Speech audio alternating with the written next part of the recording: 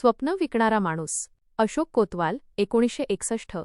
मौनातील पडझड, कुणीच कसे बोलत नाही हे कविता संग्रह. प्रार्थनेची घंटा, सावलीचं घड्याळ हे ललितलेख संग्रह. घेऊया गिरकी हा बालकविता संग्रह प्रसिद्ध. प्रत्येक मनुष्य आपली स्वप्न पूर्ण करण्यासाठी सतत धडपडत असतो. स्वहिताबरोबरच समाजाच्या उपयोगी पडणारी व उदात्त हेतू असणारी स्वप्ने पाहावीत असा संदेश पाठातून दिला आहे. प्रस्तुत पाठ सावलीचं घड्याळ या ललितलेख संग्रहातून घेतला आहे. तुम्ही काय कराल? तुम्ही चांगले धावपटू आहात. शाळेच्या क्रीडा संमेलनात धावण्याच्या स्पर्धेत पहिले बक्षीस मिळवायचे हे तुमचे स्वप्न आहे. हे स्वप्न पूर्ण होण्याकरिता तुम्ही कोणते प्रयत्न कराल? माणसाला स्वप्न बघता आली पाहिजेत. नुसतीच बघता आली पाहिजेत असं नाही, तर ती पूर्ण कशी होतील याचा विचार करता आला पाहिजे. असं आपणच नाही तर आपल्यापेक्षा श्रेष्ठ असे सगळेच लोक म्हणत असतात. आता स्वप्नही निर्माण करावी लागतात की ती उत्पन्न होतात हे आपल्याला माहीत नाही. स्वप्नांविषयी लोक काय काय बोलतात. कुणी तर स्वप्नांना भलतंच तुच्छ लेखतात. भलती सलती स्वप्न पाहू नकोस असा सल्लाही देतात. माझं तर म्हणणं असं आहे, ज्याला स्वप्न बघता येत नाही तो माणूसच नाही. जे स्वप्न आपल्याला समृद्ध करतं ते बघण्यासाठी संवेदनशील मन असावं लागतं. ज्यांच्याकडे असं तीव्र संवेदनशील मन असतं ती माणसं आपल्या स्वप्नपूर्तीसाठी वाटेल ते करतात. इतरांपासून आपल्याला वेगळं करतात. स्वतः काहीतरी आदर्श बनून ते वावरतात, नाहीतर इतरांना आदर्श बनवतात. पण अशा संवेदनशीलतेचा अभाव असणारी माणसं अधांतरीच तरंगत राहतात. ना धड इकडे ना धड तिकडे अशीच त्यांची अवस्था असते. लोक तिलाच स्वप्नाळू वृत्ती म्हणत असावेत. बिना ध्यास नि बिना धडपडीशिवाय असलेली ही स्वप्नाळू वृत्ती तशी घातकच, नाही का? बालपणी आम्हाला स्वप्नांचा खरा अर्थही काही कळत नव्हता, पण स्वप्न या शब्दाशी आमचा परिचय झालेला होता. रात्री झोपलो म्हणजे आपल्याला झोपेत जे दिसतं ते स्वप्न असतं आणि ते काही खरं नसतं असं आम्हाला माहीत झालं होतं. आमच्या लहानपणी कोण्या एका गावाकडून एक स्वप्न विकणारा माणूस घोड्यावर बसून आमच्या गावाकडे यायचा. त्याच्या घोड्याचा टबडक टबडक आवाज आला की आम्ही आवाजाच्या दिशेनं धावत जायचो. आमचं आकर्षण घोडा बघणं हे असायचं, पण घोड्यासोबत मिशीतल्या मिशीत हसणाऱ्या त्या माणसालाही बघणं व्हायचं. तलम रेशमी धोतर, त्यावर तसाच जरीचा सैलसर कुर्ता, डोक्याला लाल पांढरा फेटा, डोळ्यांवर चष्मा, पायां चामडी बूट, गव्हाळ रंगाचा झुपकेदार मिशा असलेला हा माणूस होताही तसाच धिप्पाड.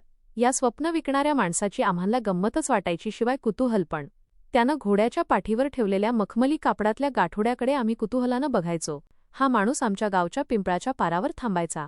पाराला असलेल्या लोखंडी कडीला आपला घोडा बांधायचा. घोड्याच्या पाठीवर आणलेलं मखमली कापडातलं गाठोडं जवळ घेऊन चामडी पिशवीतलं पाणी घटाघटा प्यायचा आणि मग ऐटीत झाडाच्या पारावर बसायचा. तेव्हा त्याच्याभोवती माणसांचा गराडा पडे. त्यानं आजवर घोड्यावरून खूप प्रवास केलेला होता. कित्येक प्रदेश पाहिले होते, कित्येक डोंगरदऱ्या तुडवल्या होत्या. भिन्न स्वभावांची आणि भिन्न संस्कृतींची माणसं पाहिली होती. त्यामुळे त्याच्याकडे बोलण्यासारखं खूप काही असायचं. त्यानं अनुभवलेलं समृद्ध विश्व तो वेगवेगळ्या किश्यांनी रंगवून फुलवून सांगायचा. लोक त्याच्या गप्पांमध्ये स्वतःला विसरून जायचे. त्याचं ते भलतंच दिलखेच बडबडणं आणि स्वप्नात धुंद गुंगवणं लोकांना भारी आवडायचं. ऐकताना लोकांची मती कुंठित व्हायची. आपण ऐकतोय ते खरं की खोटं या संभ्रमात ते पडायचे. ऐकताना लोक तल्लीन होऊन जायचे. त्याच्या त्या अनुभवी बोलांतून लोकांना निरनिराळ्या प्रांतांची रीतिरिवाजांची माहिती व्हायची. त्यानं वर्णन केलेल्या प्रांतात ते मनानंच भटकून येत. जणू काही आपण स्वप्नातच आहोत असं त्यांना वाटत राहायचं. मग बऱ्याच वेळानं तो ते मखमली कापडात बांधलेलं गाठोडं हळूच सोडायचा. त्यात काजू, बदाम, किसमिस, वेलदोडे, सुपारी, खारीक, खोबरं वगैरे असायचं.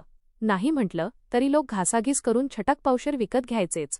कधी कधी तो गाठोड्यातला खाऊ सगळ्या टिंगू मुलांना मुठमूठ वाटून द्यायचा. आम्हीही त्याच्यावर भलतेच खुश व्हायचो. तो निघून गेल्यावर मग लोक म्हणत, हा बडबड्या आला की आपल्यात तरतरी पेरून जातो. त्याच्या बोलण्यानं जगाची ओळख झाल्यासारखं वाटतं. आपलं दुःख काही काळापुरतं का होईना विसरल्यासारखं होतं. गोडगोड बोलून तो जसं त्याचं स्वप्नच आपल्या डोळ्यांत उतरवून जातो. पुढे मग लोक त्याला सपनविक्याच म्हणू लागले. त्यालाही त्याचं काहीच वाटेना.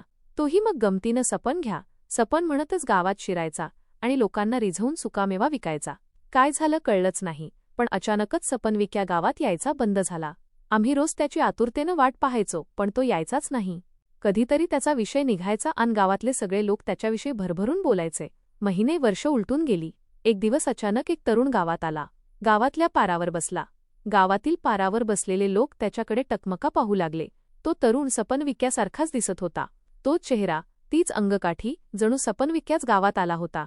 आम्ही सगळी मुलं पाराजवळ जमलो. आमच्या गावातल्या सगळ्यांत वृद्ध तात्यांनी त्याला विचारलं, कोण रे बाबा तू? कुठून आलास? तो म्हणाला, मी तुमच्या सपनविक्याचा मुलगा. गुडघेदुखीच्या त्रासामुळे बाबा बऱ्याच वर्षांपासून गावोगावी जाऊ शकत नाहीत. पण खरं सांगू का? गावांत जाणं, तिथल्या लोकांना एकत्र जमवणं, त्यांच्याशी बोलण्यासाठी सुकामेवा विकणं हे केवळ बाबांचं एक निमित्त होतं. त्यातून त्यांना खूप आनंद मिळत असे.